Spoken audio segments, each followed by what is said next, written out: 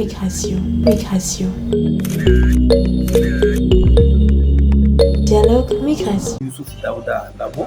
Je suis béninois, je suis socio-anthropologue, consultant et formateur aussi. Je travaille beaucoup plus sur les questions de migration et des réfugiés. J'ai fait mes études au Kenya et j'ai fait aussi quelques travaux de recherche au Kenya en ce qui concerne les migrants et les réfugiés. J'ai aussi fait quelques travaux notamment au Zimbabwe, travailler sur la migration transfrontalière qui consiste à connaître quand même des citoyens qui se déplacent d'un pays vers un autre et qui passent par une ou plusieurs frontières.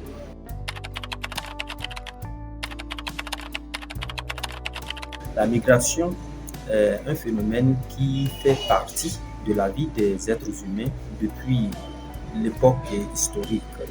Les populations ont toujours migré. Et pour l'Africain que nous connaissons, l'Africain a toujours été quelqu'un qui a souvent le désir de conquérir le monde, le désir de voyager, de découvrir. Et ce désir de découverte l'amène à explorer ce qui se fait dans les autres continents. Et c'est ce qui explique que vous allez constater que au niveau de nos frontières, il y a beaucoup de voyages, beaucoup de déplacements. À côté de cela, il y a aussi un certain fléau que nous observons de façon générale qui concerne aussi, disons, les phénomènes liés aux effets climatiques qui viennent aussi renforcer ces mouvements migratoires à l'intérieur de nos États. À côté de cela, l'autre effet qui est très prépondérant dans les pays africains, c'est lié à un certain nombre de phénomènes, notamment les instabilités politiques, le changement du climat. Nous avons des pays qui connaissent beaucoup de difficultés, beaucoup de guerres, soit des guerres ethniques, des guerres tribales ou des guerres religieuses. Ça se passe beaucoup plus, que ce soit dans les pays de l'Afrique de l'Est ou dans certains pays, notamment de l'Afrique de l'Ouest, et puis donc il y a beaucoup de flux migratoires qui s'observent entre les États et entre les frontières.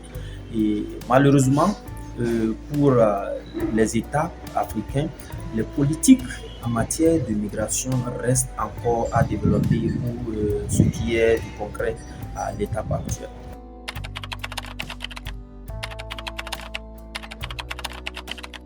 C'est qu'il faut faire beaucoup de sensibilisation.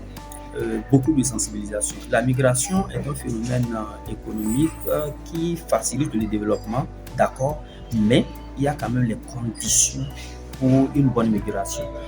Cela passe par le respect d'un certain nombre de procédures dans son état d'origine et aussi les procédures qu'il faut au niveau des états destinataires. Si vous voulez voyager et aller dans d'autres pays, si le pays vous demande des visas, il faut faire les formalités qu'il faut pour pouvoir quand même avoir la documentation nécessaire pour pouvoir voyager dans de meilleures conditions, plutôt que de passer par les raccourcis, voyager clandestinement qui n'est pas vraiment la meilleure forme et la conséquence elle est énorme et malheureusement ça continue quand même de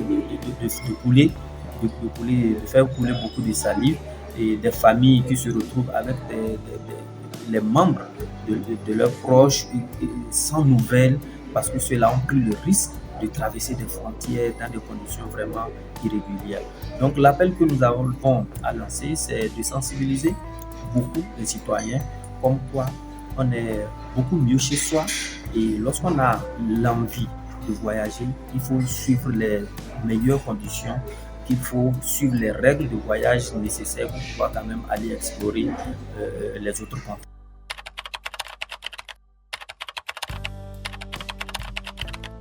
Oui, je ne le dirai pas tout de suite parce que lorsqu'on va vouloir analyser ce qui se passe au niveau de la traite des humains, c'est un phénomène qui est déplorable et qui a beaucoup d'origines et beaucoup de sources aussi.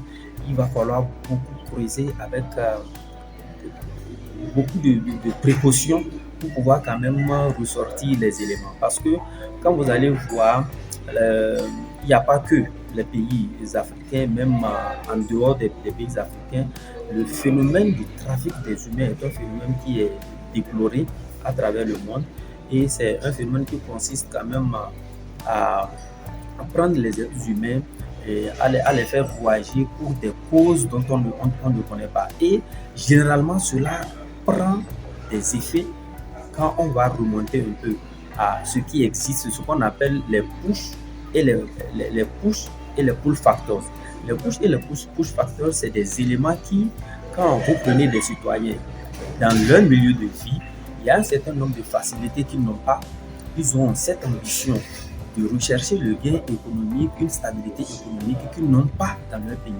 Ils ont tendance à vouloir aller explorer dans d'autres pays ce qui se passe. Alors, ces personnes qui sont animées d'une bonne volonté, malheureusement, se confrontent à des citoyens qui sont de mauvaise foi, qui profitent de ces instabilités économiques-là pour les marchander et leur vendre des illusions, les amener maintenant à prendre des risques qui ne sont pas du tout recommandés pour les faire voyager dans des conditions vraiment déplorables. Et on sait véritablement comment ça finit, souvent avec les accidents dans les océans, dans les fleuves, et vraiment c'est des situations qui sont déplorables et dont la sensibilisation quand même va amener les citoyens à mieux comprendre pour quand même se ressaisir et faire quelque chose au niveau de ces genres de phénomènes-là afin que le problème soit quand même.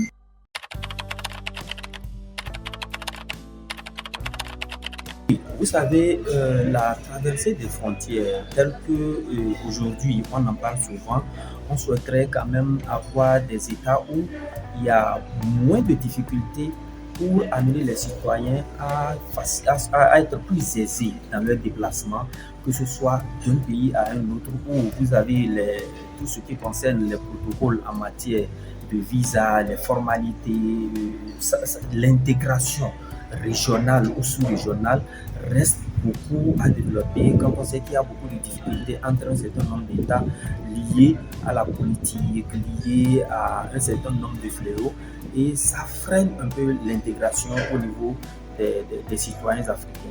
De la même façon, vous allez remarquer que aussi c'est des phénomènes où on parle quand on considère les instruments au niveau de nos régions. Quand je prends par exemple en Afrique de l'Ouest, nous avons la CEDEAO qui est la communauté économique des États de l'Afrique de l'Ouest, qui est un instrument, un outil qui se veut être un outil d'intégration entre les États et les citoyens surtout pour faciliter la libre circulation des personnes et des biens. Alors, il y a quand même beaucoup d'efforts qui restent à faire dans ce domaine-là. Et ces efforts sont pour la plupart exacerbés par l'insécurité dans les frontières avec les moyens dont disposent les autorités à divers niveaux pour quand même faire face à des phénomènes qu'on observe récemment dans la plupart des pays de l'Afrique de l'Ouest. Quand vous prenez les frontières entre le Bénin et le Niger, quand vous prenez les frontières entre le Bénin et le Burkina Faso, le Bénin par exemple et le Nigeria, il faut dire qu'il y a aussi le phénomène d'insécurité qui prévaut et qui n'est pas de nature à faciliter les intégrations. Dialogue migration. Dialogue migration.